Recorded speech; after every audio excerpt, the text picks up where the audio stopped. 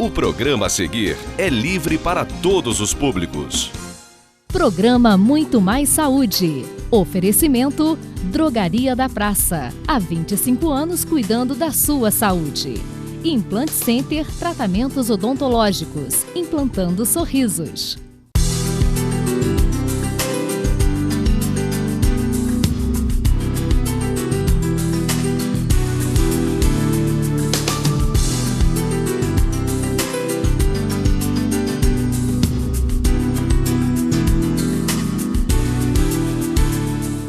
Boa noite, meus amigos. Estamos aí começando mais uma edição do Muito Mais Saúde, sempre falando de temas ligados à saúde humana. Hoje nós vamos conversar com uma amiga, uma pessoa muito querida, que já esteve aqui por 2 vezes e sempre dando informações muito preciosas para vocês, para as famílias, que é a doutora Marcela Ubach.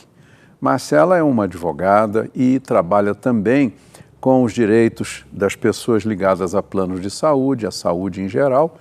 E hoje nós vamos conversar sobre vários temas ligados aos direitos que todos nós temos, relativos ao tratamento, relativos a planos de saúde, a pacientes com câncer, enfim, um assunto bastante vasto e muito interessante.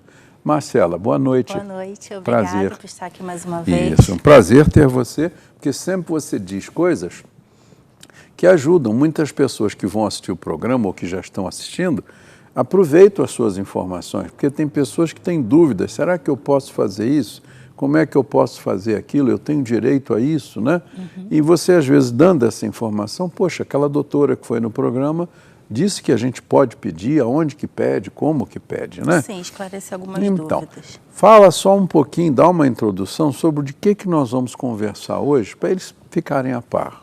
Hoje a gente vai falar sobre os direitos dos pacientes com câncer, já que a gente teve o Outubro Rosa, o Novembro Azul, então... Agora estamos ainda, embora o programa vai passar na última semana do Novembro Azul, Sim. que é um mês voltado para a saúde do homem, principalmente a prevenção do câncer de próstata, que todo ano mata um número enorme de cidadãos brasileiros e no mundo afora também. Sim, então assim, os direitos são iguais, né, para homens e mulheres. Então, aproveitando esse gancho, tanto para homem quanto para mulher, dizer quais são os direitos que cada um tem, mesmo quem está na esfera particular, que tem o plano de saúde, né, quem está na fila do SUS, aguardando um tratamento, ou até mesmo o diagnóstico ainda. Então, para cada um saber o direito que tem, como que deve proceder. Tá certo. A respeito do SUS, as pessoas... Agora houve umas modificações na lei, que eu recentemente ouvi pela televisão e assisti o programa. Pacientes com câncer, eles tiveram algumas vantagens que a lei está tentando oferecer. Sim. A partir do momento que se diagnostica, ou um prazo definido para que ele inicie consulta e tratamento. Sim, ele tem 60 dias. Isso? A partir do momento que foi diagnosticado, o paciente tem 60 dias para começar o tratamento, que é um prazo que a gente até considera um pouco extenso. Mas em se tratando, infelizmente, dessa rede pública que nós temos deficitária, é o que eles estão conseguindo cumprir para iniciar o tratamento. Então, foi diagnosticado, vai ser encaminhado para algum órgão especializado, geralmente é para o INCA, e lá vai começar o tratamento dentro de 60 dias. Então, vamos dizer, um paciente, um morador de Friburgo que não tenha plano de saúde privado, no momento em que ele é diagnosticado com um câncer de pele mais grave, ou um câncer de estômago, de fígado, um câncer de próstata, a partir daquele momento ele tem até 60 dias para iniciar o seu tratamento. Exatamente. Né? Isso é muito importante, porque apesar da lei, eu acho que ainda há pessoas que estão ultrapassando esse prazo pelas dificuldades todas, né, Marcela? Sim, o problema é que às vezes o SUS não comporta, né, tantos tratamentos, principalmente se for um câncer mais invasivo, se for de difícil diagnóstico, de difícil tratamento. Alguns a gente sabe que não tem dependendo um medicamento do estágio combativo. Exatamente, que do você estágio pega, que né, está. não tem mais nem tratamento. Ou então não consegue fazer a cirurgia, fica na fila da cirurgia muito tempo, porque vários são os diagnósticos, né? Pode ser optar pela cirurgia, pode optar por uma químio, dependendo da prescrição médica. Então tem que ver se o SUS consegue colocar todo mundo nessa fila e consegue atender a toda essa demanda, né? E, infelizmente, quando não consegue, principalmente se o caso for mais cirúrgico, a recomendação é que procure seus direitos, ingresse com uma ação contra o Estado para poder conseguir a cirurgia via judicial. Hoje, pelo que a gente observa, os jornais falam disso, as televisões, né? As pessoas realmente estão ingressando na justiça e, através da justiça, conseguindo os direitos de cada um. Mesmo assim, mesmo ingressando na justiça, ainda há casos que há uma demora muito grande, sim, porque realmente não há como cumprir aquela determinação judicial. Infelizmente, às vezes, o paciente tem a liminar, consegue chegar no hospital, consegue ser internado, mas não tem, ou não tem equipamento, ou não tem um médico especializado para aquela área. Ou não há vaga naquele momento. Ou então não há vaga, mesmo com a demanda, é difícil. Mesmo que tenha uma autorização judicial, uma tutela antecipada deferida, ainda assim, em alguns casos, os pacientes não conseguem o tratamento. A gente sabe, porque o número de pacientes é muito grande. Até nas redes privadas, a gente sabe, por exemplo, algumas vezes os hospitais de Friburgo, que só trabalham com planos de saúde e com pacientes privados, né, particulares, nós temos aí o São Lucas, o Day Hospital, o Hospital São Lucas, há semanas, há dias e há momentos que eles estão totalmente com seus leitos ocupados e não tem como receber um paciente mesmo particular. Exatamente. Às vezes eles remanejam os pacientes até entre esses hospitais para conseguir atender. Para conseguir socorrer alguém. Exato. O CTI, por exemplo, esses dias, um desses 3 hospitais estava com um leito ainda vazio no seu CTI e comunicado por telefone por um outro hospital também privado, disse, não, manda esse paciente para cá, depois a gente vê a despesa que isso vai dar. Então, o paciente de um hospital particular foi para o outro, porque aquele hospital do paciente não tinha vaga. Nesses casos, quando é um plano de saúde que o hospital não tenha condições de acomodar, o hospital ele é obrigado, o plano de saúde, né, ele é obrigado a arcar com toda a despesa no outro hospital. Verdade. Ou até remover o paciente. Nós já tivemos caso de paciente de Friburgo, desses planos de saúde, e até mesmo do SUS. A gente sabe de casos assim, Marcelo, que foram removidos de Friburgo para Niterói, para o Rio, para Petrópolis, enfim, não se podia perder tempo. Isso, Às vezes a gente não consegue aquela determinada cirurgia, existe um cadastro nacional de hospitais públicos, eles têm realmente onde isso. Você vê qual hospital que tem, onde dá para remanejar, onde dá para mandar o paciente, né? E aí ele realiza a cirurgia naquele local e vai para outra cidade. No caso do SUS, Marcela, que é a maioria da nossa população é dependente do Sistema Único de Saúde, quais são os principais direitos do paciente com câncer? Primeiro, o diagnóstico preciso, né? A informação clara ao paciente, qual o tipo de câncer que ele tem, quais são as formas de tratamento, o que ele tem que começar primeiro, se ele vai começar com a quimioterapia, se ele já precisa fazer uma cirurgia e depois a quimioterapia.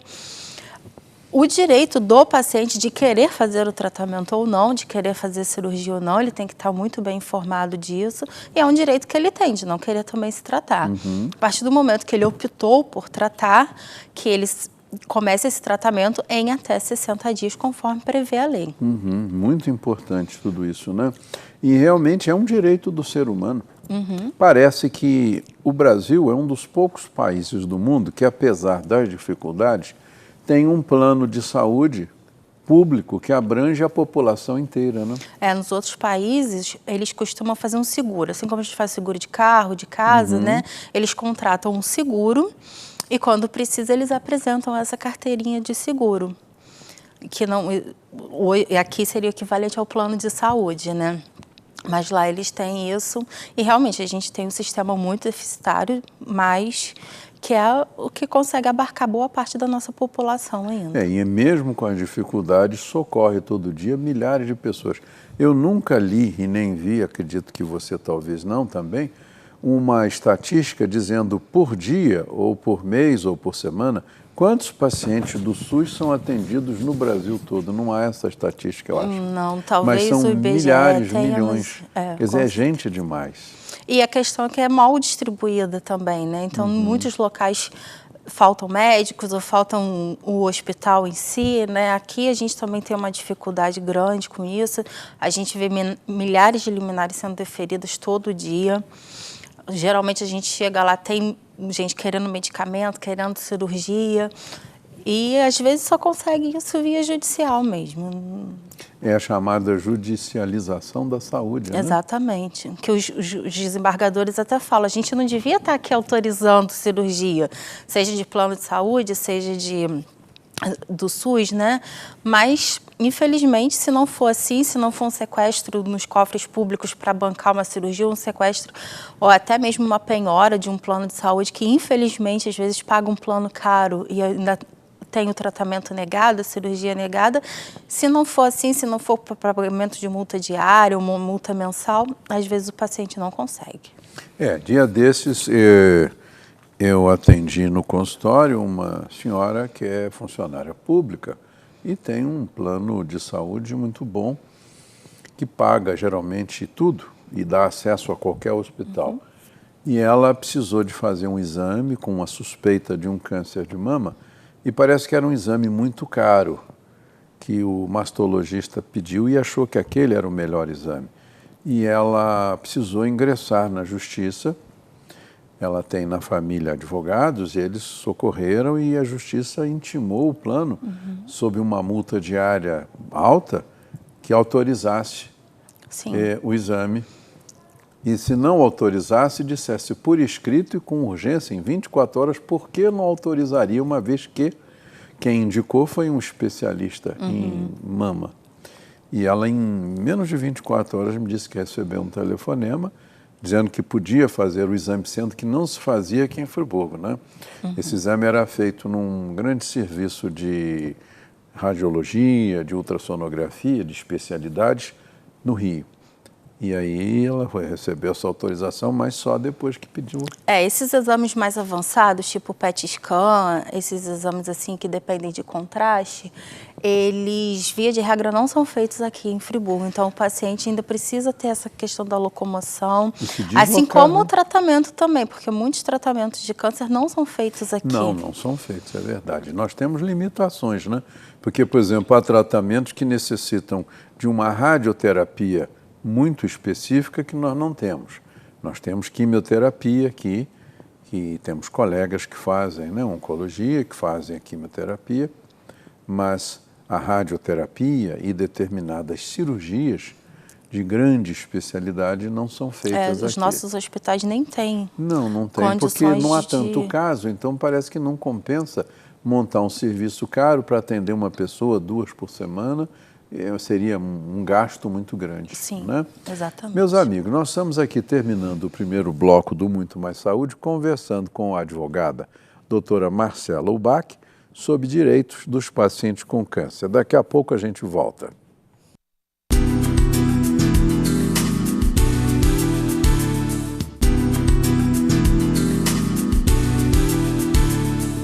Aí estamos de volta conversando sobre temas de saúde, os direitos do paciente com câncer, principalmente com a doutora Marcela Ubach, nossa amiga que já veio aqui 2 vezes falar sobre essa parte do direito do paciente. Antes da gente continuar a nossa conversa, vamos ouvir o Momento Freelab com o Dr. Everardo Grosser.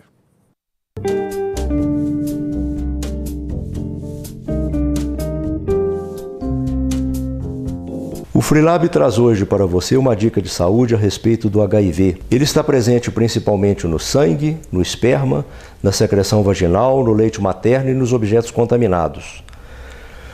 As principais formas de contágio são a transfusão de sangue, as relações sexuais, as seringas de uso coletivo e a transmissão materno-fetal. Os sintomas podem levar até 10 anos para aparecerem.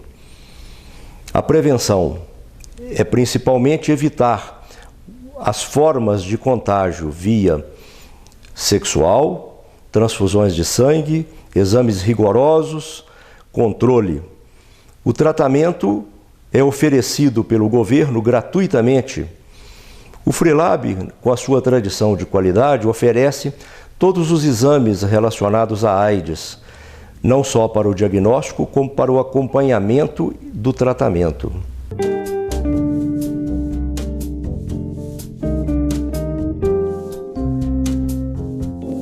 Agora nós vamos conversar a respeito de um tema muito interessante.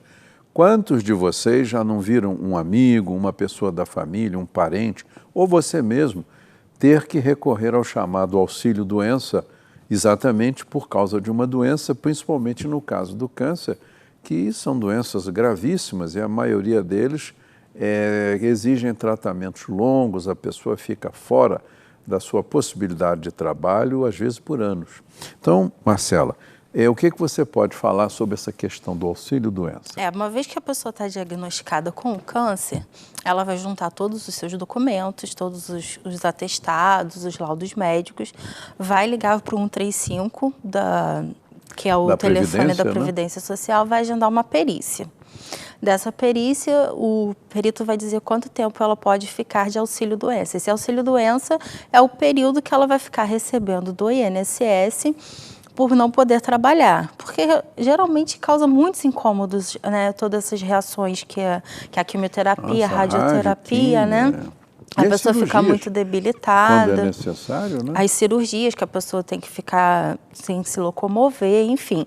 É um período que a pessoa realmente não tem uma capacidade laboral e que ela necessita ficar afastada do trabalho, né? E algumas vezes nunca mais vai poder trabalhar. Tal é o seu estado de debilidade. Exatamente. Quando chega essa incapacidade para o trabalho, o próprio perito do INSS já encaminha para uma aposentadoria. Depois faz uma perícia final, solicita uma aposentadoria. Às vezes vai ser por invalidez, mas se a pessoa tiver o tempo de contribuição à idade, se aposenta por isso também. Essa aposentadoria por doença, a pessoa perde alguma coisa ou nesse caso não perde? Não, geralmente não perde. E aí quem ainda é dependente de outra pessoa para que tenha os seus cuidados, devidamente comprovado e documentado, ainda tem um aumento de 25% na aposentadoria. Tem que requerer, vai ser avaliado, né? E geralmente quem tem uma cuidadora, alguém que dependa de uma pessoa ali ao seu lado 24 horas... exatamente. Ainda tem um acréscimo de 25%. Para poder pagar até o trabalho desse acompanhante, né? Geralmente não paga, porque um acréscimo de 25%, seria dificilmente alguém recebe o teto do INSS, né? Paga bastante e na hora que vai se aposentar, aposenta aí com 1,5 salário, 2, 3 no máximo. Então, mas já é uma ajuda, porque os tratamentos são caros, os medicamentos são caros, nem todos o SUS consegue arcar com essa despesa, então é um auxílio aí também que o INSS dá à pessoa. Agora, como é que funciona então? Vamos deixar bem claro para o pessoal. Você, para receber o auxílio-doença, precisa fazer o quê? Primeiro tem que ver se cumpriu o prazo de carência, principalmente se for um trabalhador autônomo ou liberal, que é um período de 12 meses de contribuições. Quer dizer, a pessoa tem que já estar contribuindo para a Previdência pelo menos um ano. Sim, né? Ininterruptamente. Ininterruptamente. E se a pessoa, por azar, só tivesse 8 meses? Ela não tem o direito? Não vai conferir, não. Porque o prazo é o mesmo, como se fosse a carência do plano de saúde, né? Uma vez que não cumpriu aquele período de carência, ele não vai conseguir esse auxílio. Então, vamos dizer, a pessoa consegue, prova, eu contribuo há 2 anos, eu estou com câncer, eu requeiro o auxílio-doença. Aí eles fazem uma investigação, vê aquilo mesmo e eles dão o auxílio. Sim. E esse auxílio, qual é o valor desse auxílio? Aí depende da contribuição, de quanto que a pessoa contribuiu, porque se ele for empregado, vai ser em cima do que ele recebe na carteira, do que é repassado. Se ele for um profissional liberal, aí depende de quanto que ele paga. Se ele paga 1 salário, se ele paga 2, ele vai receber em cima do quanto ele contribui. Então, e esse auxílio-doença, ele vai sendo recebido enquanto a perícia achar necessário. Sim, geralmente eles dão uma perícia de 3, 4 meses, aí renova a perícia, eles conferem mais 3, 4 meses. E se eles verem que a situação do paciente está se agravando muito, eles já aconselham fazer uma aposentadoria. Perfeito. E essa aposentadoria, o valor dessa aposentadoria, como é que é baseado? Muita gente fica sem saber isso. Essa aposentadoria vai ser baseada no RMI, que a gente fala que é o cálculo da renda inicial. Então, isso aí são vários fatores, assim, vai somar as 24 últimas contribuições, a idade, o tempo de serviço, então cada um vai ter um fator diferenciado. Eles não fazem a média da vida toda da pessoa? Não, são das últimas 24 contribuições. Se essa pessoa contribuiu nos 24 últimos meses por um valor maior, ela vai ser beneficiada, então. Sim. Uhum. Vamos dizer, um indivíduo que trabalhava num banco, trabalhou num certo setor do banco 10 anos, aí foi promovido para um setor com uma renda maior, sofre uma doença exatamente 2 anos depois que ele está com esse salário maior. Sim, a renda inicial vai ser diferenciada, só que a gente tem que levar em consideração também o fator de idade, o fator do tempo de contribuição, porque às vezes ele vai ser aposentado por invalidez, mas ele não chegou a ter todo o tempo de contribuição. Então, são fatores que a gente tem que levar em conta. E para quem está começando a contribuir agora, a gente ainda tem que fazer aquela soma de 85, 95. Pela lei atual é assim. Pela lei atual é assim. Para os contribuintes antigos, é essa regra que a gente acabou de falar. Então, por exemplo, no caso da mulher, por essa regra nova, se ela tem 60 anos de idade, e para dar 85 teria que ter 25 de trabalho, né? Então, se ela tem 60 de idade completados hoje, por exemplo, e 25 de contribuições, ela pode amanhã requisitar a sua aposentadoria. Sim, ela vai ligar para o 135 também e vai requisitar a aposentadoria. Eles vão fazer o cálculo desse período. Desses 25 anos de contribuição. Isso. E aí, o que eles avaliam, Marcela, mais? São as maiores contribuições? Nesse critério novo, eles estão avaliando o todo. No critério antigo, que é o que a maioria que ainda vai pegar, essa minha geração aí vai se aposentar por esse requisito, pelo novo, né? Não, a gente ainda se aposenta pelo critério antigo, que a gente teve um direito adquirido, porque senão uma boa parcela da população ia ser... eu me enganei, quer dizer, essa pessoa que já paga 25 anos vai pegar o antigo. Vai pegar o antigo. E o antigo, como é que era? Então, o antigo tem vários critérios. Ou você vai se aposentar pelo tempo de contribuição, ou pela idade, ou... Então, a pessoa não se aposenta nesse novo, então, nesse de 85, aposenta também, né? Sim, mas aí até esperar somar, vai passar muito tempo, vai contribuir muito mais tempo. Não, mas quem já tem, a pessoa, por acaso, que já tenha esse tempo, ela hoje tem 60 anos, vai lá no contador e diz, a senhora já contribui há 25. Ela pode pedir pelo tempo ou pela idade. E como é que eles fazem a conta do valor da pessoa? É complicado isso? É bem complicado. Do que vai Só receber. os contadores judiciais mesmo para conseguir explicar, né? Isso. É difícil. Os contadores do próprio INSS. Tá. Agora, o auxílio-doença, então, ele pode ser dado e ele vai sendo reformado pelo médico perito até um momento em que esse perito chega e diga, não, a senhora não vai mais ter condição de voltar, ou o senhor...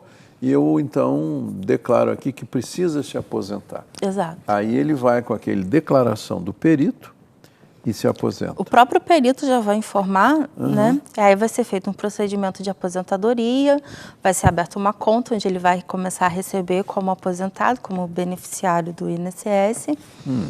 E ali ele vai começar... Vai ser aposentado de fato, né? Com o valor que ele tiver. Com o valor que ele tiver ali.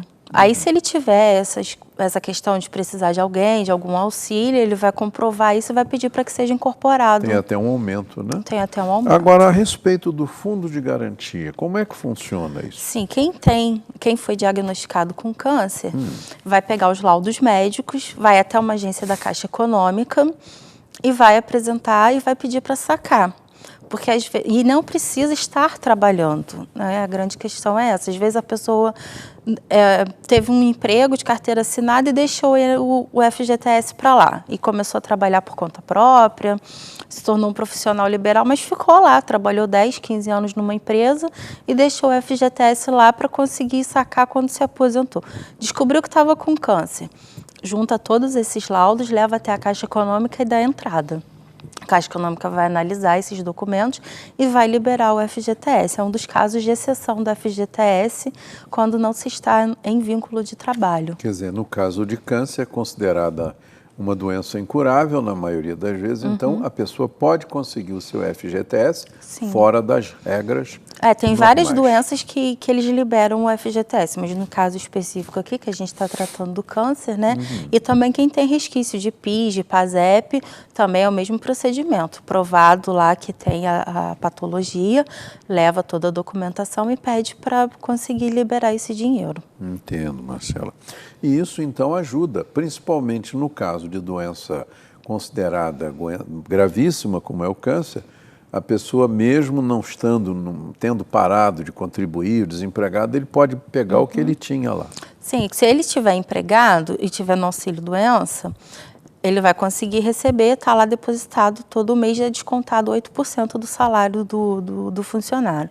Agora, se ele contribuiu, se ele recebeu muito tempo, está muito tempo parado, aí ele vai ter que fazer essa prova de que ele recebeu, geralmente pede um extrato analítico na Caixa Econômica, alguma coisa que comprove o tempo que ele trabalhou e peça esse dinheiro. Então, a pessoa que contribuiu por menos de um ano, ela, infelizmente, mesmo diagnosticada com câncer, ela não tem direito à aposentadoria. Se ela for contribuinte individual ou profissional liberal, não.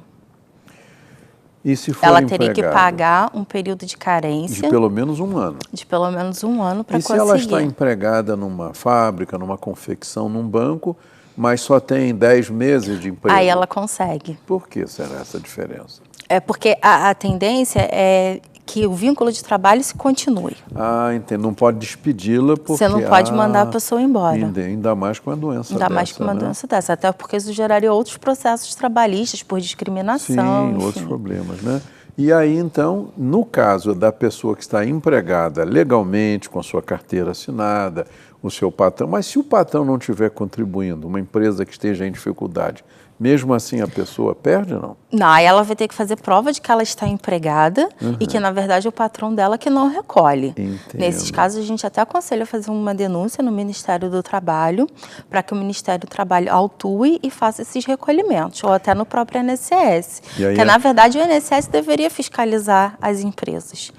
E não fiscaliza. E não fiscaliza. Há empresas que quebram, vão à falência e fica uma dívida trabalhista. Existem pessoas que procuram o nosso escritório, trabalhou 10 anos e tem 2 anos de recolhimento de FGTS, 1 ano de recolhimento de INSS. E uma empresa que quebra e vai à falência, como é que a pessoa vai resgatar esses 8 anos que não pagou? Se comprovadamente trabalhou esse período, a Justiça tende a fazer com que reconheça esse tempo. Pelo menos para fins de INSS. O fundo de garantia que não recolheu, perdeu. Não recolheu, a gente tenta penhorar algum bem particular do sócio ou algum bem da empresa, se ainda tiver, para tentar resgatar esse dinheiro, porque as verbas trabalhistas têm prioridade nesses pagamentos. Mas no caso dessas outras pessoas, do tempo de INSS, o próprio juiz supre, pela omissão do INSS, o juiz manda verbar esse tempo na inscrição da pessoa, no NIT da pessoa. E na carteira de trabalho é colocado alguma coisa? Não, na carteira de trabalho, se não tiver sido dado baixa, basta entrar com uma ação na Justiça do Trabalho, que o próprio juiz manda suprir essa baixa. Até porque se a carteira estiver aberta, a pessoa não consegue se aposentar. E como é que essa pessoa, por exemplo, muito interessante essa sua explicação, ela trabalhava numa firma, faliu, não deram baixa na carteira, então ela tem a entrada naquela firma, mas não tem a saída. Como é que ela vai entrar em outra empresa? Ela pode entrar, não é proibido ela entrar, não, e o outro patrão também não vai ter problema com isso.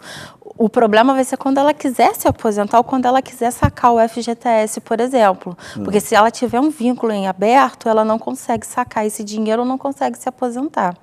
Aí ela vai ter que fazer um processo para pedir essa baixa. Se a empresa não comparecer, o juiz supra essa assinatura e assina para que essa pessoa tenha seus direitos. Tenha seus direitos. Muito interessante. Você vê quantas coisas a justiça tem que socorrer, né?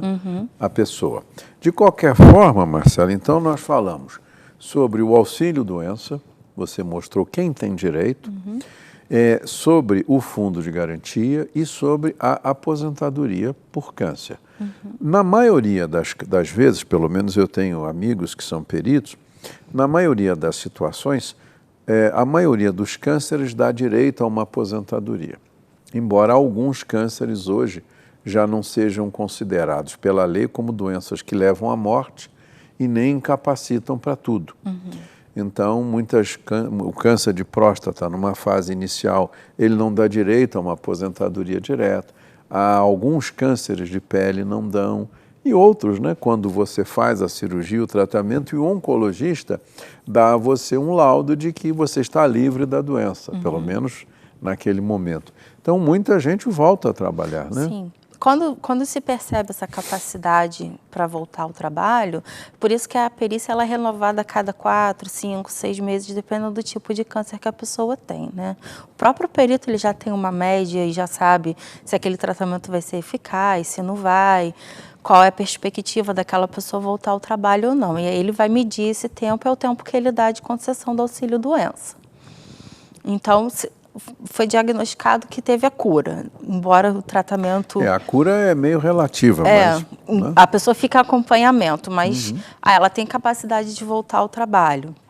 Então, vai ser suspenso esse auxílio-doença, ele volta a contribuir, e é importante ele voltar a contribuir, ou o patrão, quem é o profissional liberal, voltar a contribuir, ou o patrão voltar a pagar os direitos trabalhistas, porque todo esse período que ele ficou... com o auxílio-doença, é contado para a aposentadoria dele. Esse tempo não interrompe. Mas ele tem que voltar a pagar tão logo tenha alta. Entendo.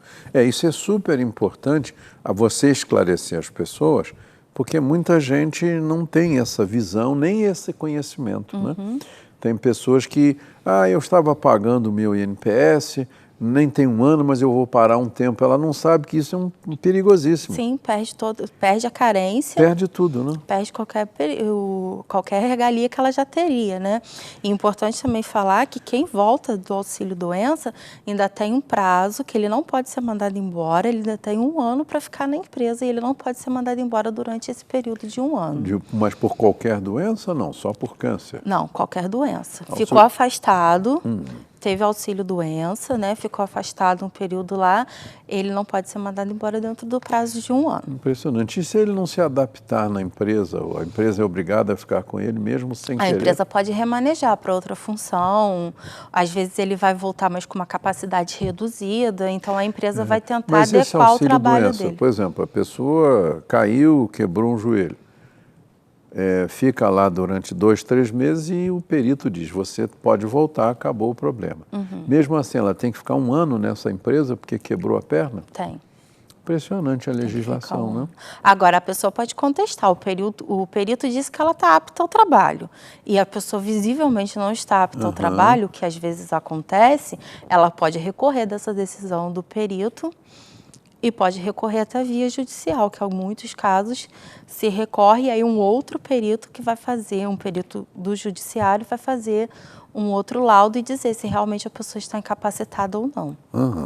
Meus amigos, estamos aqui conversando com a doutora Marcela Ubach a respeito de temas de auxílio-doença, fundo de garantia, câncer, né? E os direitos do cidadão. Daqui a pouco nós retornamos.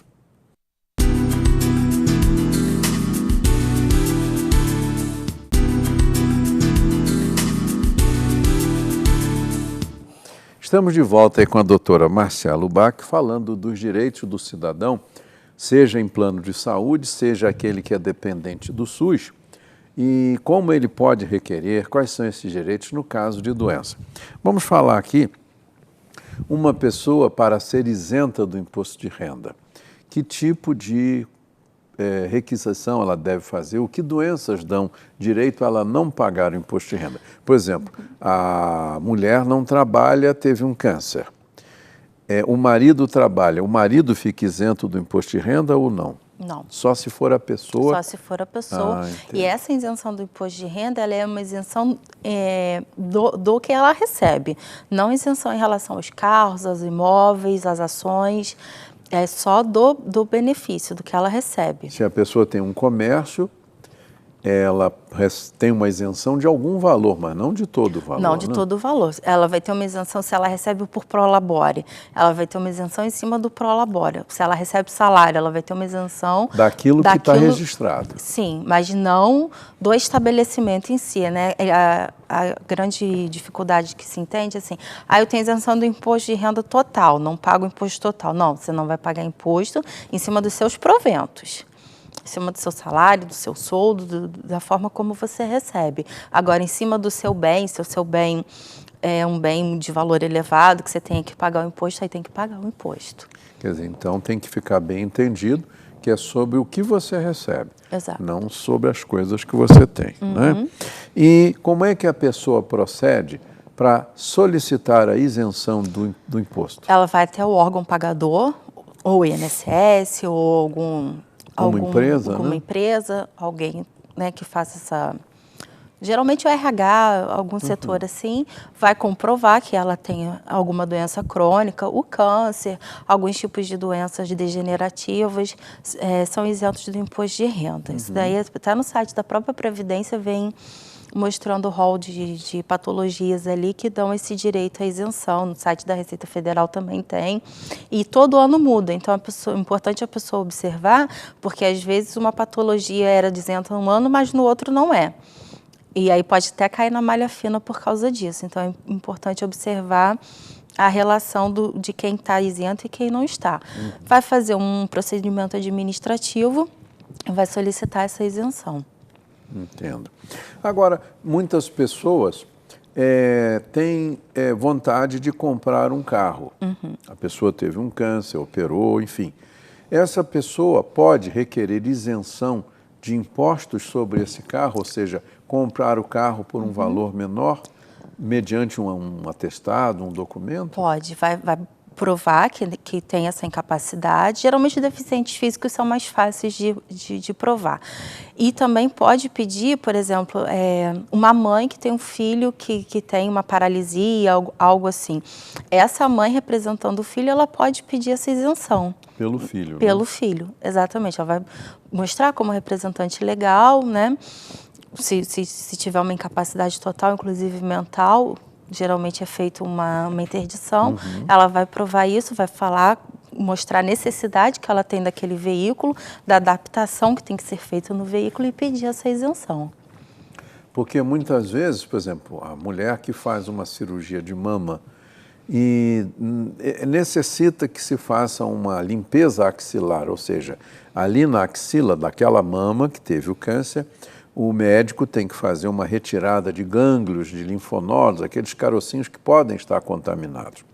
E depois disso, essa mulher passa a ter uma certa dormência nesse braço, uma dificuldade nessa mão, faz fisioterapia, não melhora. Então, ela pode requerer um veículo que ela não precise, por exemplo, passar as marchas, ou enfim, ela pode requerer. Vai adaptar o veículo de acordo com a necessidade da pessoa. Perfeito. E com isso tem a redução de alguns impostos, até para facilitar, porque o veículo adaptado ele é muito caro. Muito caro, é verdade. Então a pessoa ela vai fazer esses procedimentos, tem que levar cópia da habilitação, são vários requisitos, o próprio Detran tem uma lista lá de quanto precisa. E do que precisa, né? Quais são os documentos necessários. Mas essa questão é até você poder representar, porque algumas pessoas acham que é só em benefício próprio, mas não é. Você pode pedir por outra outro pessoa, da família, por né? outro da família. Agora, a aposentadoria por invalidez, como é que a pessoa é dada como inválida? É a perícia médica que faz isso? É a perícia do INSS, que vai dizer que ela não está capacitada para aquela atividade. Mas pode ser capacitada para outra atividade? Geralmente, sim. Às vezes, por exemplo, uma pessoa que ficou surda, ela é incapacitada, por exemplo, para um serviço de telemarketing porque ela não consegue ouvir. Mas ela não é incapacitada, por exemplo, para um serviço de limpeza. Entendi. Entendeu? Então, depende da atividade. Depende da atividade. Agora, tem casos que a pessoa ela fica completamente inválida. Uma pessoa que fica com a paralisia das pernas, das mãos, ela não tem como trabalhar. Ela não tem mais nada, como. né? Às vezes é uma doença degenerativa que atrofia toda a musculatura, ela nunca mais vai se adaptar em nenhum tipo de trabalho. Então, ela vai ser completamente inválida para qualquer tipo de trabalho. Marcela, infelizmente, né, o nosso tempo terminou. Eu agradeço muito a sua vinda aqui ao Mais Saúde, Muito Mais Saúde. E, meus amigos, nós estamos aí terminando o programa de hoje. A doutora Marcela deu informações interessantes para você, para sua família, para o seu irmão, até para você que tem uma pequena empresa e tem funcionários, para você que está grávida, sabe aí que vai ter seu bebê, vai ter a sua licença, os seus direitos, né? Você que está com câncer. Marcela, então eu peço que você se despeça aí dos nossos amigos. Obrigada, que assistem, uma boa noite. Estamos aqui para esclarecer as dúvidas. Quem tiver alguma pergunta, o nosso telefone apareceu ali na tela, pode ligar e pode tirar as dúvidas. Tá ok. Meus amigos, então uma boa noite, uma boa semana com saúde e paz e até a próxima terça-feira.